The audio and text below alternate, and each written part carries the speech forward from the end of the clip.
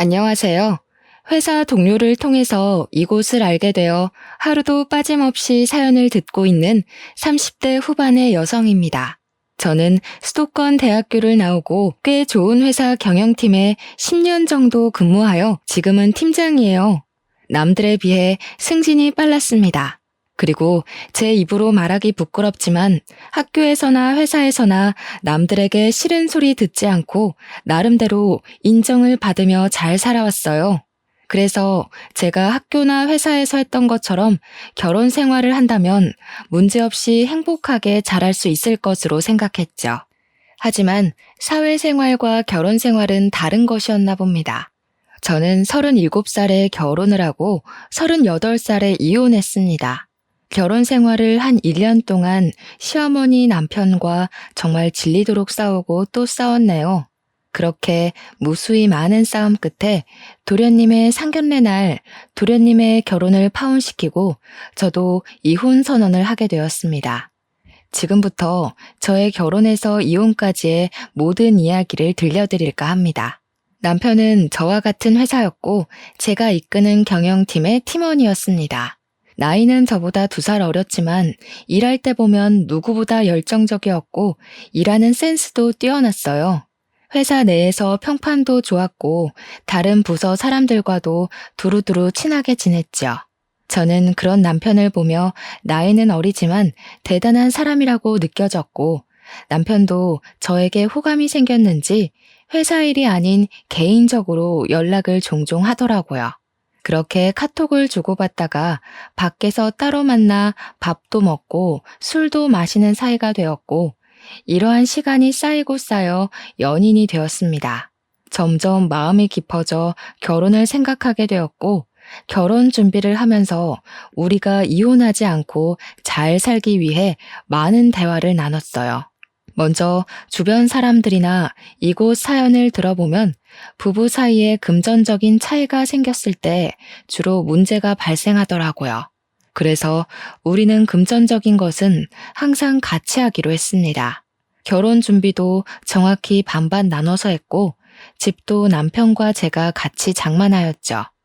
예단도 넉넉하지는 않아도 섭섭하지는 않을 만큼 준비해서 시어머니께 드리기로 했습니다.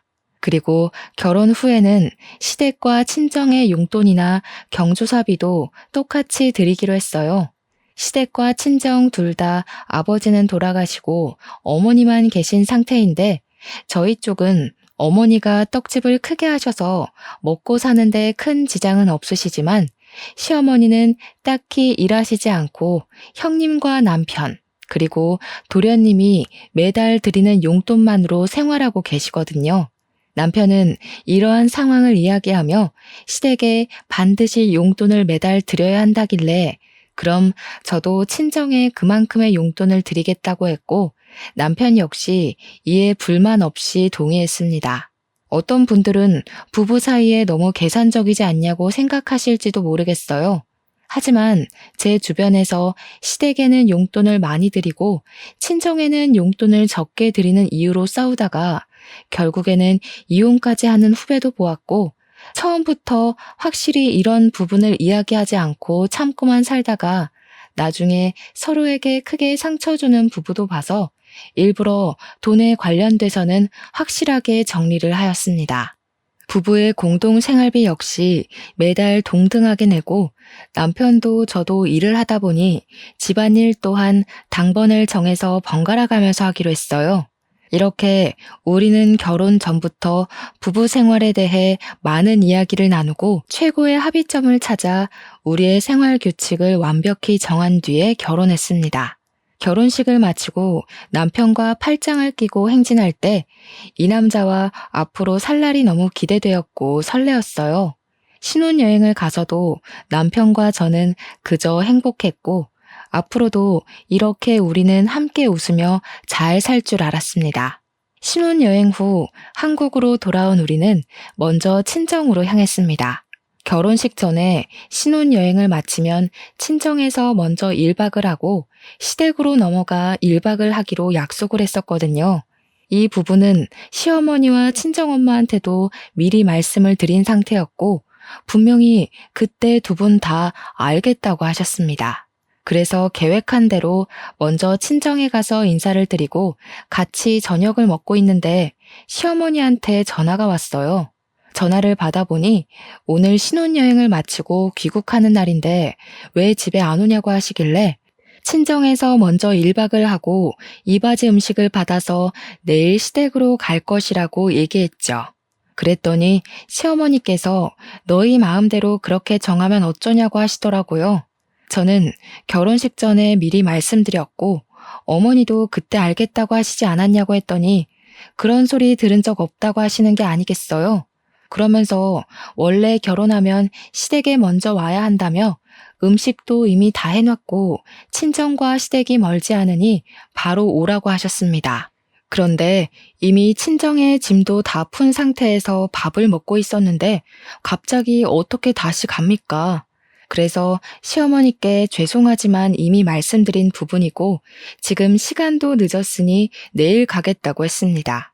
그러자 시어머니는 씩씩대며 그냥 전화 끊어버리셨어요. 기분이 찜찜하긴 했지만 그래도 내일 가서 남편과 제가 잘 말씀드리면 되겠지 싶어 따로 다시 전화를 드리지 않았습니다. 그리고 다음날 친정엄마가 준비해주신 이바지 음식을 받아서 시댁으로 향했어요. 시댁에 도착하니 시어머니 제게 뚱한 표정을 지으시며 이제야 왔냐고 하시더라고요. 원래 여자는 결혼하면 뭐든지 친정보다는 시댁이 먼저여야 하는데 어떻게 신혼여행 후에 시댁에 먼저 올 생각을 안 하고 친정부터 가니? 앞으로는 그런 식으로 하면 안 된다. 이제 너는 이 집 사람이니 죽어서도 이 집 귀신이 되어야 해. 에이, 우리 엄마가 왜 이러실까? 지금이 무슨 조선시대도 아니고 무슨 시댁이 먼저야. 엄마, 요새 그런 말 하면 큰일 나. 꼰대 소리 듣는다고요. 요새는 시댁도 처가댁도 공평하게 해야 해. 무슨 말도 안 되는 소리를. 네가 지금 우리 현수보다 나이 많고 팀장이라고 현수 조종해서 시댁을 얼렁뚱땅 넘어갈 생각하지 마라. 알겠니? 네가 나이가 많아도 그래도 현수는 너의 남편이야. 너네 집의 가장이라고. 엄마, 나보다 우리 와이프가 돈 더 잘 벌어. 우리 집의 실질적인 가장은 미진이 누나라고. 이게 아주 큰일 날 소리를 하고 있네. 안사람한테 누나가 뭐니 누나가. 이제는 안사람이라고 불러. 그리고 너네 집의 가장은 너야. 네가 돈을 더 적게 벌어도 그래도 넌 이 집의 장남이자 가장이라고. 그리고 미진이 너도 이제 현수라고 하지 말고 꼬박꼬박 현수씨라고 존칭 써. 남편은 시댁이 우선시 되어야 한다는 시어머니의 발언에 열심히 제 편에서 말을 하려 했지만 시어머니는 꿈쩍도 안 하고 오히려 분위기가 더 안 좋아졌어요. 솔직히 시어머니의 말이 달갑게 들리지도 않았고 평소 같았으면 조목조목 따지고 대판 싸웠겠지만 결혼 후 처음으로 시댁에 오는 자리이고 남편도 열심히 노력하는 것이 보여서 그냥 가만히 있었습니다. 그 뒤로도 시어머니는 이바지 음식을 직접 만들어 와야지 업체에다가 사는 게 어딨냐면서 뭐라고 하셨어요. 친정엄마가 떡집 때문에 바쁘셔서 직접 요리를 못하시긴 했지만 이바지 음식으로 유명한 업체에다가 비싼 돈 들여서 일부러 준비해 주셨거든요. 그런데 그런 음식을 가지고 뭐라고 하시니 기분이 많이 상했습니다. 그래도 남편이 중간에서 시어머니의 말을 잘 막아줘서 그냥 꾹 참으며 아주 불편하게 시댁에서의 첫날 밤을 보냈습니다. 우리는 모든 일정을 무사히 마치고 다시 일상으로 돌아왔어요. 저와 남편은 결혼 전에 약속한 대로 공동 생활비도 동등하게 내고 집안일도 같이 하며 나름 즐겁게 생활하고 있었습니다. 그렇게 한 달 정도 후 시댁과 친정 식구들을 모시고 집들이 하기로 하고 먼저 시댁 식구들을 초대했습니다. 제가 직접 음식을 다 하고 싶었지만 평일에는 일하느라 바빠서 어쩔 수 없이 밀키트를 사서 상을 차렸어요.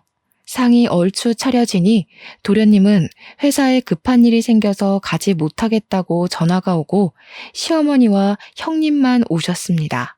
시어머니는 집을 둘러보시다가 부엌에 있던 밀키트 포장지를 보시고서는 사람을 초대했으면 직접 음식을 만들어야지 무슨 밀키트를 쓰냐며 뭐라고 하셨어요.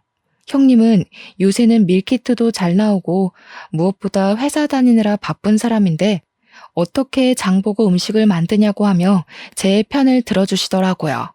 하지만 시어머니는 나는 젊을 때 애도 보고 어른도 모시고 요리도 직접 다 해다가 먹었는데 그게 그렇게 어렵냐며 뭐라고 하셨습니다.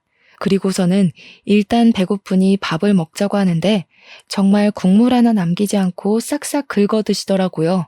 식사를 마치고 뒷정리를 하는데 원래 오늘 설거지 당번이 남편이었으나 집들이 때는 혼자서는 힘들 것 같아 같이 하기로 했습니다. 그래서 저는 그릇을 옮기고 남편이 설거지를 먼저 시작하려고 고무장갑을 끼고 있었어요. 현수야, 너 지금 이게 뭐 하는 짓이야? 네가 지금 설거지를 한다고? 네 마누라가 있는데 네가 왜 설거지를 해? 엄마, 당연히 우리 집이니까 내가 설거지 해야지. 그리고 오늘은 원래 내가 설거지 당번인 날이야. 뭐? 설거지 당번? 원래 돈 버는 남자는 설거지 하는 거 아니야. 얼른 고무장갑 벗어. 그리고 미진이 네가 해, 네가.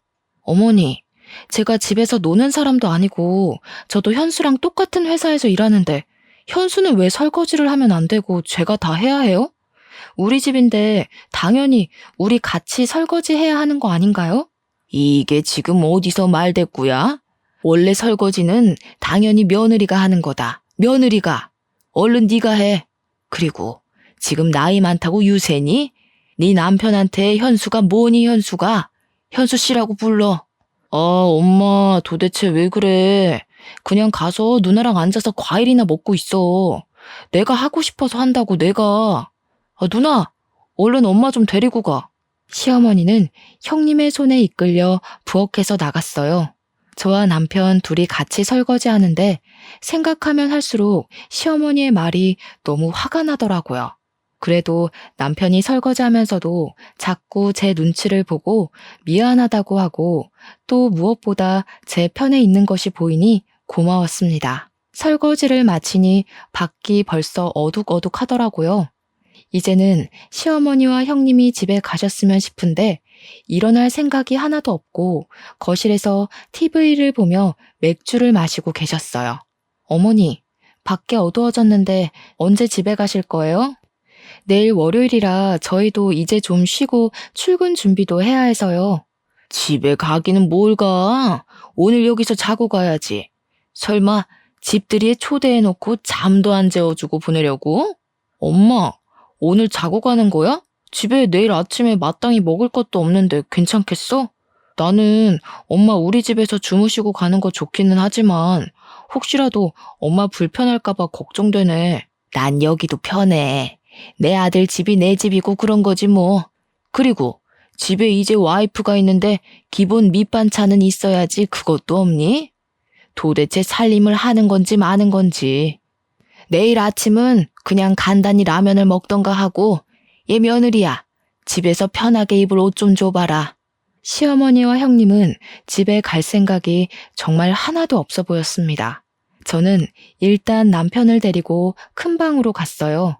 그냥 오늘은 집에 가시라고 말해달라고 했더니 남편은 엄마인데 어떻게 쫓아내냐고 하며 오늘 하루만 이해해달라고 부탁하더라고요. 정말 짜증이 났지만 그래도 오늘 시어머니가 뭐라고 할 때마다 중간 역할을 잘해줘서 그냥 알겠다고 했습니다. 그날 밤 잠을 자야 하는데 시어머니는 밤늦게까지 맥주를 드시며 TV의 볼륨을 높여서 보시더라고요. 결국 저는 시끄러워서 잠을 거의 자지 못했네요. 아주 피곤한 몸을 이끌고 저와 남편이 출근 준비를 하고 있는데 작은 방에서 시어머니가 나오셨어요. 바로 출근하니? 밥은? 현수 아침은 안 먹이니? 저희 평일에는 서로 바빠서 아침은 집에서 먹지 않고 회사 근처 편의점에서 간단히 먹어요. 차리고 치우고 하면 회사 늦어서요. 뭐? 남편이 일하는데 따뜻한 밥을 집에서 먹여야지. 어떻게 만든지도 모르는 편의점 음식을 왜 사서 먹여? 너 정말 너무한 거 아니야? 어머니, 저도 회사에서 일해요. 제가 유세 떠는 것처럼 보일까봐 제 입으로 이런 말 하지 않으려고 했는데 엄밀히 말하면 회사에서 제가 현수 씨보다 일도 더 많이 하고 돈도 더 많이 벌어와요. 그런데 그런 제가 매일 현수 씨 밥까지 챙겨줘야 해요? 누나, 말이 좀 그렇다. 내가 언제 아침밥 달래? 그런 것도 아닌데 왜 말을 그렇게 해? 저는 어제부터 사사건건 트집 잡고 구박하는 시어머니한테 말을 더는 좋게 못하겠더라고요. 그래서 저도 모르게 말이 거칠게 나와버렸어요. 시어머니는 제 말에 아주 황당하다는 표정을 짓고 저는 에라 모르겠다는 심정으로 그냥 나와버렸습니다. 잠시 뒤 남편도 나오고 우리는 같이 차에 타서 회사로 향했어요. 평소에는 차 안에서 이런저런 얘기를 많이 나눴지만 오늘은 남편과 말하기도 싫고 딱히 할 말도 없어서 그냥 조용히 가고 있는데 남편이 먼저 말을 꺼내더라고요. 누나가 엄마 때문에 스트레스 받는다는 건 알겠는데 엄마한테 말 좀 이쁘게 해줄 순 없어? 엄마가 옛날 사고방식을 가지고 있기도 하고 솔직히 엄마 세대들은 당연히 그런 줄 알고 살아왔잖아. 내가 평소에 잘할 테니까 엄마 앞에서만 엄마 뜻에 따르면서 생활하자. 나 우리 엄마랑 누나랑 이렇게 싸우는 거 너무 싫어. 나랑 어머니랑 싸우는 게 다 내 잘못이니? 그리고 너 어머니 아들이기도 하지만 나와 가정을 이룬 부부이기도 해. 그동안은 어머니 아들로 설거지 한 번도 안 하고 살아왔을지 몰라도 이제는 바뀌었다고. 게다가 어머니 앞에서는 설거지고 집안일이고 다 내 차지면 우리가 결혼 전에 그렇게 오랜 시간 대화를 나누며 정했던 우리 부부의 생활 규칙은 뭐가 되니? 이 규칙만은 절대 깨지 말자고 다짐하고 또 다짐했는데 어머니 때문에 1년도 못 가서 이렇게 깨진다는 게 말이 돼? 규칙이 반드시 지켜야 할 법도 아니고 상황에 따라서 좀 깨질 수도 있고 하는 거지. 우리 엄마 앞에서 설거지하고 집안일 더 하는 게 그렇게 불만이야? 막말로 우리가 엄마를 모시고 사는 것도 아니고 어쩌다가 한 번 있는 일이잖아. 그런데 꼭 그렇게 한마디도 지지 않고 따져야 속이 시원해? 나 솔직히 설거지 더 할 수 있고 집안일도 더 할 수 있어. 그런데 나는 설거지 횟수, 집안일의 비중 때문에 화가 나는 게 아니라 너와 내가 동등하게 같이 일해서 돈을 버는데 나는 며느리니까 아침밥도 차리고 설거지도 해야 하고 너는 남편이니까 아침밥 얻어먹어야 하고 설거지는 하면 안 된다고 하는 어머니의 마인드가 너무 싫어. 그리고 어머니는 그렇게 생각하실지 몰라도 그런 생각을 나에게 강요하시는 것도 너무 싫다고. 그냥 대충 네네 하고 좋게 넘어갈 수는 없어? 우리가 결혼 생활하면 엄마가 돌아가시기 전까지는 계속 이런 일로 누나랑 엄마랑 다퉈야 할 텐데 그냥 융통성 있게 넘어갈 수도 있잖아. 안 그래? 그렇게 한 번, 두 번 대충 네네 하고 넘어가면 당장은 조용하겠지. 그런데 과연 우리가 진짜 행복하게 살 수 있을까? 너야 편하겠지만 나는 절대 그리 못해. 그리고 내 성격상 분명히 언젠간 크게 폭발하고 말 거야. 그래서 애초에 그러기 전에 제대로 짚고 넘어가자는 거야. 남편과 저는 서로의 생각의 차를 좁히지 못한 채 회사에 도착했고 바로 일을 시작했습니다. 그날은 거래처가 오전부터 방문해서 회의실에서 미팅하고 있는데 시어머니한테 전화가 왔어요. 하지만 제가 도무지 전화를 받을 수 없는 상황이라 무시했죠. 그렇게 1시간 정도 지난 후 무사히 미팅을 마치고 사무실로 가니 사장님이 저를 부르시더라고요. 제가 회의실에 있는 동안 제 자리에 전화가 쉬지 않고 계속 울려서 사장님이 받아보니 제 시어머니셨대요. 그런데 시어머니가 화가 단단히 나 계셨다면서 집에 무슨 일 있냐고 물으셨습니다. 저는 별일 아니라고 했더니 사장님은 집안일을 회사로까지 끌어들이지 말라며 한 소리 들었네요. 저는 일단 시어머니한테 전화를 걸었어요. 너는 내가 전화를 그렇게 했는데 안 받고 도대체 뭐 하니? 아무튼 그건 그렇고 너는 도대체 여자가 돼서 살림을 하는 거야 마는 거야? 아주 냉장고는 텅텅 비어있지 방은 개판이지. 서랍도 아주 엉망진창이더라. 뭐 있는 게 하나도 없다 하나도. 도대체 우리 현수 밥은 제대로 챙겨주는 것인지 현수 아내로서 한 일이 뭐가 있어? 어머니, 겨우 그거 따지시려고 그렇게 전화하신 거예요? 그리고 우리 집이 그렇게 엉망진창이면 그냥 집에 가시면 되잖아요. 아니, 왜 집에 계셔서 그렇게 스트레스를 받으세요? 겨우? 현수 먹는 것인데 제대로 챙겨야지. 안 그래도 너네 집 꼬락서니 보기 싫어서 지금 집에 간다. 우리 현수 굶기지 말고 잘 먹여라. 알겠니? 죄송하지만 저는 현수 씨의 엄마가 아니라 배우자입니다. 그리고 현수 씨가 아기도 아니고 제가 왜 밥을 먹여줘야 합니까? 어른인데 배고프면 알아서 먹겠죠. 그리고 지금 회사라서 더는 전화 못 받습니다. 회사로 더 전화하시면 어머님의 귀하신 아드님도 곤란해질 테니 그리 아세요. 저는 시어머니한테 하고 싶던 말 다 하고 전화를 끊고 다시 일하려는데 남편과 같이 한 사무실에 있기 너무 불편하더라고요. 그 전날 잠도 못 잤고 일은 많고 시어머니는 난리를 치시는데 지금 생각해도 그날 무슨 정신으로 일을 했는지 모르겠네요. 그리고 시간이 흘러 그 주 주말이 되어 친정의 집들이 날이 되었습니다. 저는 이번에도 음식을 준비할 시간이 없어서 밀키트로 음식을 대신했어요. 저희 엄마는 시어머니와는 다르게 음식 준비하느라 고생 많았다고 하시며 제가 평소에 좋아하는 밑반찬을 한가득 챙겨오셨더라고요. 기분 좋게 식사를 마친 뒤 시어머니도 1박을 하고 갔으니 친정엄마도 1박을 하라고 이야기했어요. 그런데 남편의 표정이 좋지 않더라고요. 친정엄마는 남편의 눈치를 보다가 그냥 여기보다 집이 편하다며 집에 가버리셨답니다. 저는 남편에게 너무 서운했어요. 엄마가 가자마자 시부모님이랑 형님은 우리 집에서 주무시고 가시고 친정엄마는 딸 집에 처음 왔는데 주무시지도 못하냐며 따졌습니다. 그랬더니 남편은 너무 유치한 논리인 거 아니냐며 화를 내더라고요. 제가 완전 어이없어 하는데 그 뒤로 하는 말이 더 황당했습니다.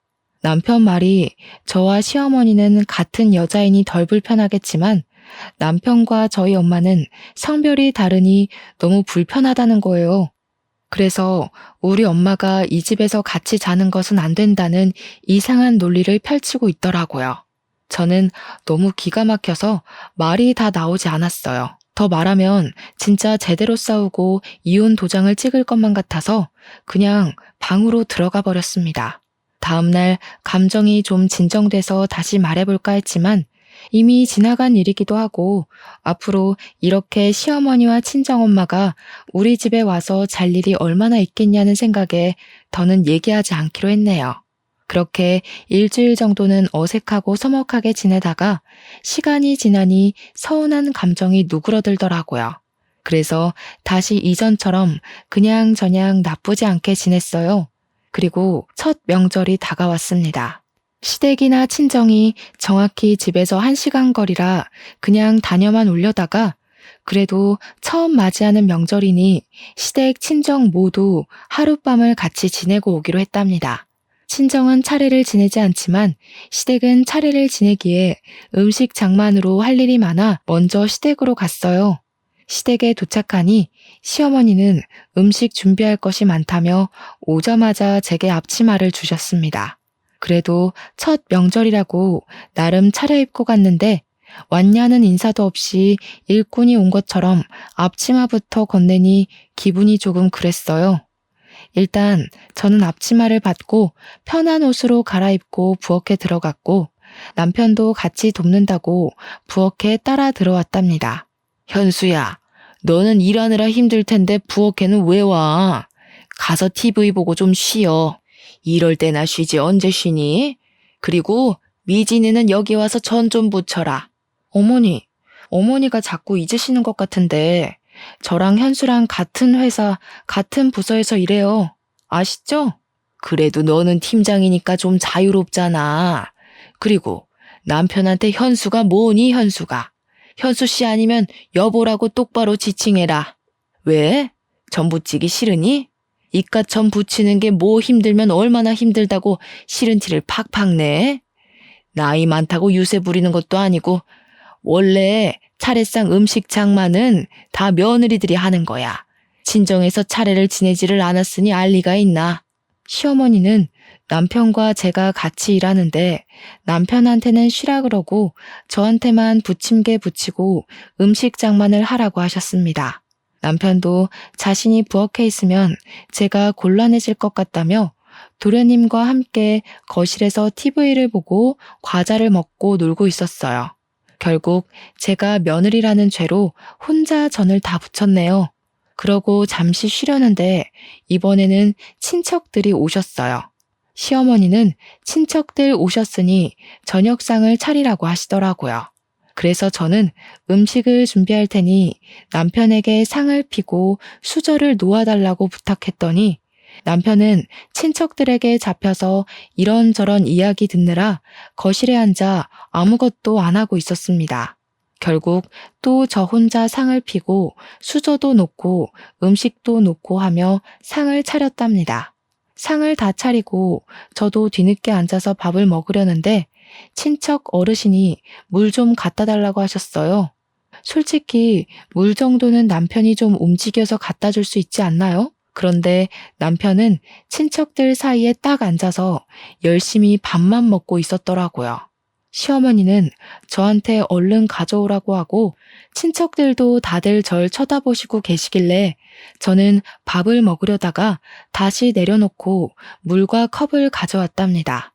그다지 기분 좋지 않게 식사가 마쳐지고 나서 친척들은 그냥 상 뒤로 빠져서 수다를 떨고 있었습니다. 저도 같이 앉아 있으려니 시모가 얼른 상 치우고 설거지를 하라고 재촉하시더라고요. 이건 좀 아닌 것 같다는 생각에 남편에게 설거지는 같이 하자고 했어요. 남편은 조금 당황한 표정을 짓다가 알겠다고 하며 부엌으로 가려고 하자 시어머니는 친척들 다 계시는데 장남이 모양 빠지게 무슨 설거지냐며 차라리 시어머니 본인이 하겠다고 하셨어요.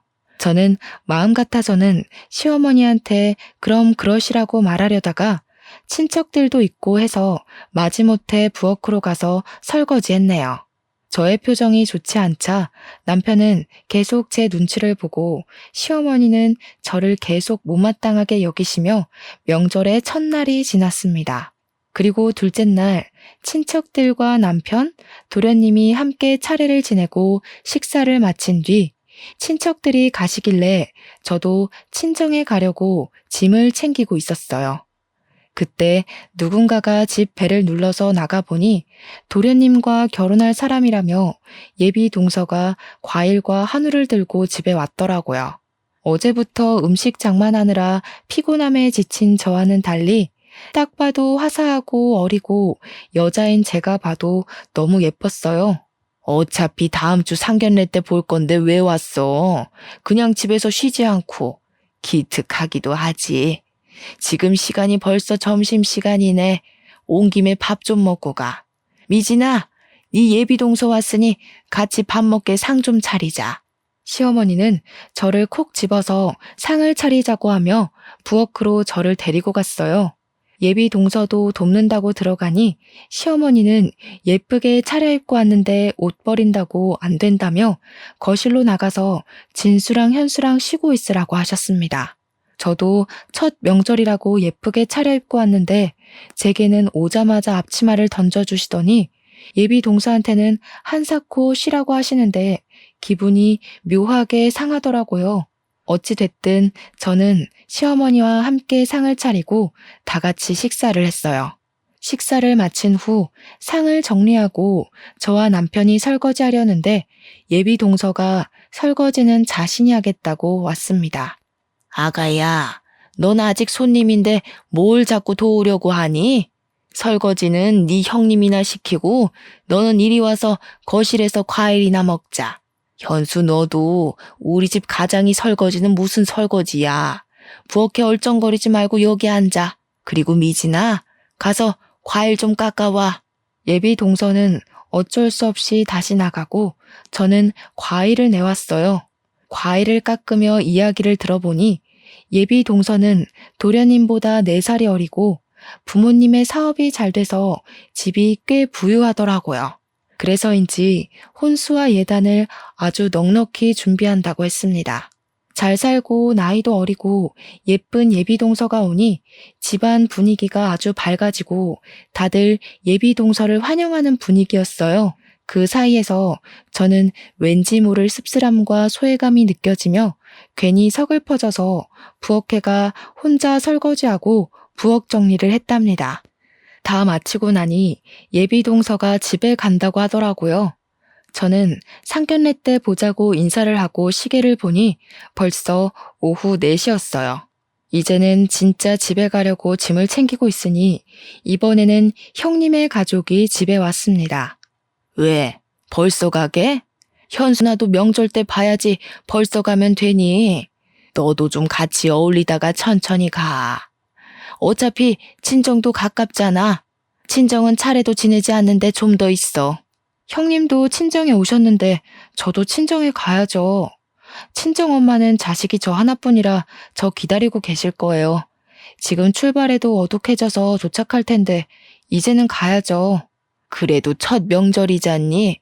그리고 여자는 원래 결혼하면 친정보다는 시댁이다. 나는 옛날에 명절 때 친정 아예 가지도 못했어. 지금은 그 정도는 바라지도 않으니 그냥 조금 더 있다가 가. 시어머니의 말에 남편도 어쩔 수 없다는 듯한 표정을 짓고 있더라고요. 저는 더는 이 자리에 있을 필요가 없다고 느껴서 그냥 짐을 챙겨서 그냥 인사하고 나와버렸습니다. 남편도 어쩔 수 없이 같이 따라 나왔어요. 야, 그래도 첫 명절인데 기분 나쁘게 이렇게 그냥 나와야겠냐? 그냥 1시간 정도만 더 있다가 나가도 되잖아. 그게 그렇게 어려워? 1시간? 1시간이 2시간 되고 그러다가 시댁에서 명절 다 지내고 친정도 못 가. 이런 거는 처음부터 제대로 해야 한다고. 너는 어쩜 그렇게 인정머리 하나 없이 딱딱 반반이냐? 하여튼 하나도 손에 안 보려고 한다니까. 나 원래 이러는 거 몰랐어? 그리고 거꾸로 생각해봐. 네가 우리 집 갔는데 엄마가 너 가지 말라고 하면서 집에서 설거지 시키고 요리하라고 시킨다고 생각해봐. 그러면 너라면 알겠습니다 하고 그냥 있겠니? 내 생각엔 네가 나보다 더 했으면 더 했지 덜 하진 않을 것 같은데. 저와 남편은 친정 가는 차 안에서 계속 싸웠어요. 친정집에 도착해서도 우리는 표정이 좋지 않았고 그런 모습을 본 친정엄마는 시댁에서 무슨 일이 있었냐며 걱정하셨습니다. 시댁에서 있던 일을 말하려던 찰나 시어머니한테 전화가 왔어요. 전화를 받아보니 술에 잔뜩 취한 목소리더라고요. 너는 큰며느리라는 애가 첫 명절인데 내가 허락도 안 했는데 양해도 구하지 않고 그냥 친정으로 가버리면 되겠냐? 심지어 현수 누나도 집에 왔는데 명절에 네 형님이랑 다 같이 친해지는 시간도 갖고 하면 좀 좋아. 여자는 결혼하면 출가 외인, 여자는 결혼하면 친정사람 아니니까 친정에 발도 들여놓으면 안 된다고. 그것도 모르는 게 무슨 회사의 팀장이라고. 어머니, 제가 명절에 제 엄마를 보러 가겠다는데 그게 어머니께 허락까지 받아야 할 일인가요? 제가 시댁에 들리지 않고 친정에 가겠다는 것도 아니고 친정이 가면 안 되는 것도 아닌데 허락을 받고 양해를 구해야 한다는 게 제 선에서는 이해가 가지 않네요. 심지어 형님은 친정에 왔는데 저는 친정에 아직 가지 말라니. 그게 무슨 경우예요?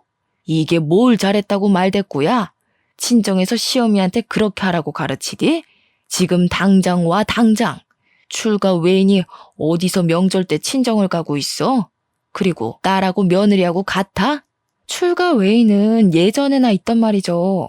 남녀가 동등하게 결혼 준비를 하고 돈도 같이 버는 이 시대에 출가 외인 타령하시는 건 아닌 것 같은데요. 그리고 다시는 술 드시고 제게 이렇게 전화하지 마세요. 저는 어머니의 말씀대로 딸이 아니라 며느리입니다. 술 취한 어머니의 주정을 딸은 들어드릴 수 있어도 며느리인 저는 들어드릴 수 없습니다. 전 제 할 말을 다 하고 시어머니의 전화를 일방적으로 끊었습니다. 그랬더니 시어머니는 남편 핸드폰으로 전화해서는 며느리 눈치 보느라 못 살겠다며 하소연을 하시는 것이 아니겠어요. 그때 저와 엄마는 남편과 같이 있어서 시어머니가 뭐라고 하는 것을 친정엄마가 다 듣게 되었어요. 엄마는 화가 단단히 나서 남편의 핸드폰을 뺏어갔습니다. 사돈, 듣자 하니까 정말 너무하시네요. 저랑 동년배이신데 어쩜 그렇게 사고가 꽉 막혀 있으신지 6.25 전쟁까지 겪으신 제 시어머니보다 더 꽉 막히셨네요.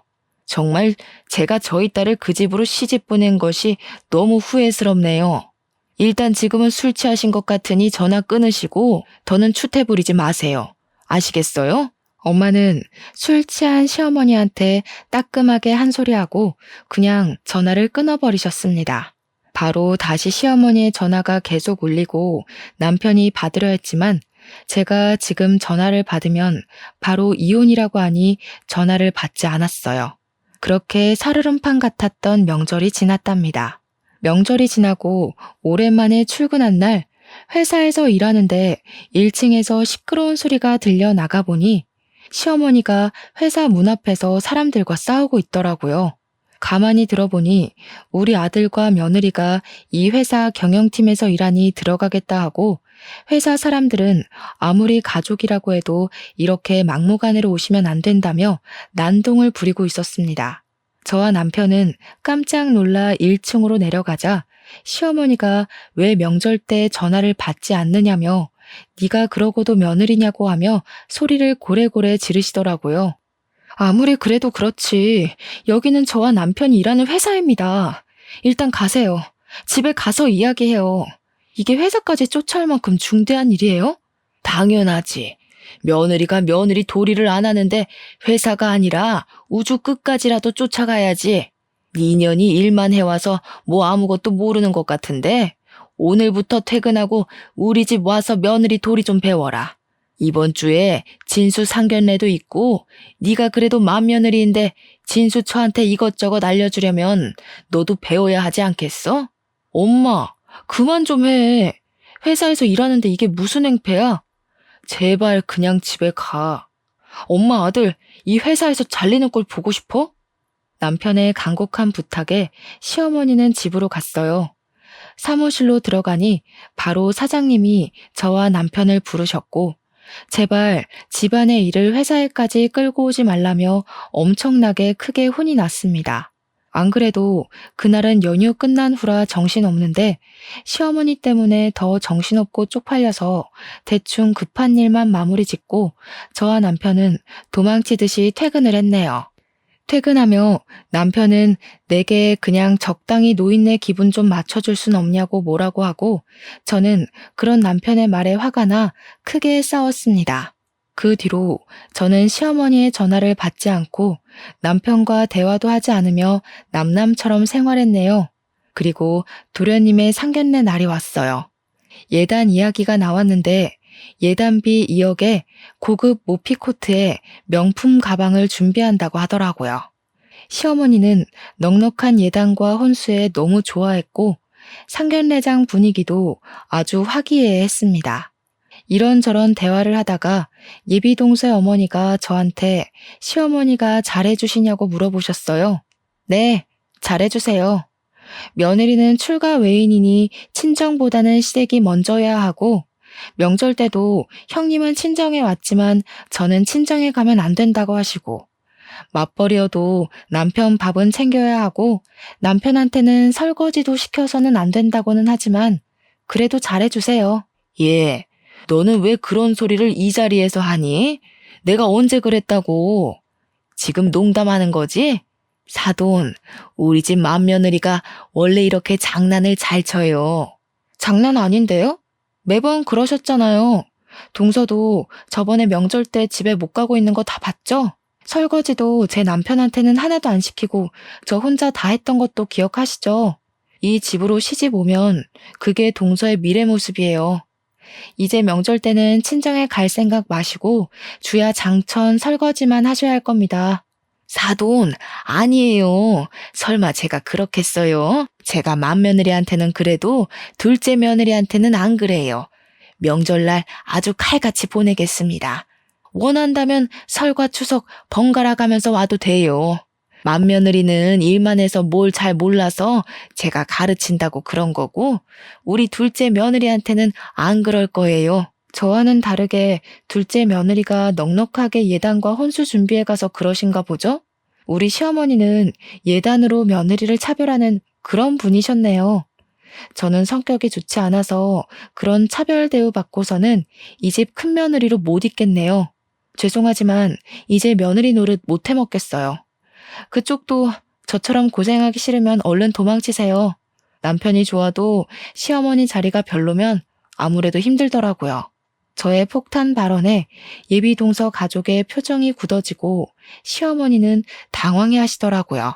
결국 예비 동서의 부모님은 이 결혼 생각해 보겠다고 하고 자리를 박차고 나갔습니다. 야, 너는 동생 상견례 자리에서 꼭 이렇게까지 해야 해? 진짜 독종이다, 독종. 이혼하자, 이혼해. 나야말로 바라던 바야. 어머니, 도무지 이 집에서 며느리 노릇 못하겠네요.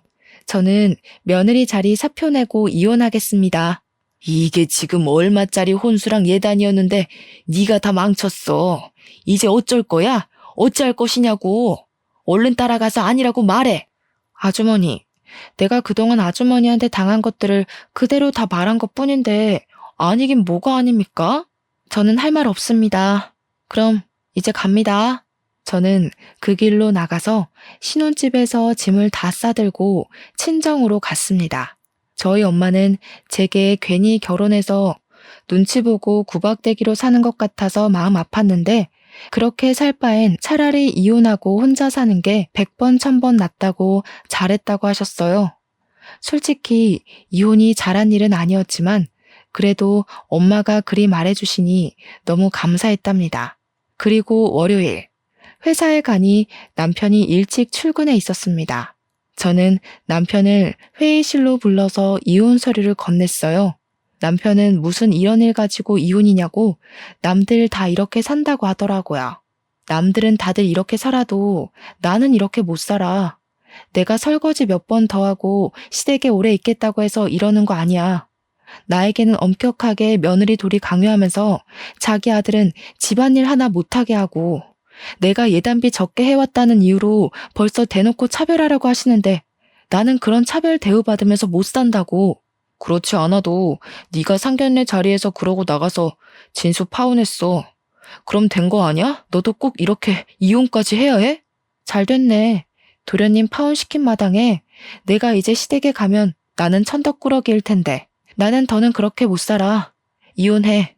우리는 회사 회의실에서 대판 싸우고 결국에는 이혼을 하기로 합의를 했습니다. 며칠 뒤 우리가 이혼한다는 소식을 들은 시어머니가 또 회사에 와서 저를 찾는다고 난리를 치는 바람에 회사에 남편에 대해 좋지 않은 소문이 났습니다. 그리고 얼마 지나지 않아 남편은 사람들의 따가운 눈총을 이겨내지 못하고 회사를 관두게 되었답니다. 반면 저는 이혼 후 여전히 경영팀 팀장으로 사람들과 좋은 관계를 유지하며 회사에 잘 다니고 있습니다. 솔직히 그동안 회사에 다니면서 다양한 상황들을 많이 만났지만 그래도 그때마다 잘 대처를 해왔거든요. 그래서 저는 결혼 생활도 잘할 줄 알았습니다. 잘 살기 위해서 결혼 전 남편과 많은 대화도 나누고 현명하게 준비를 한다고 했지만 결국 이혼하게 되고 말았네요. 물론 저도 무조건 잘했다고는 생각지 않습니다.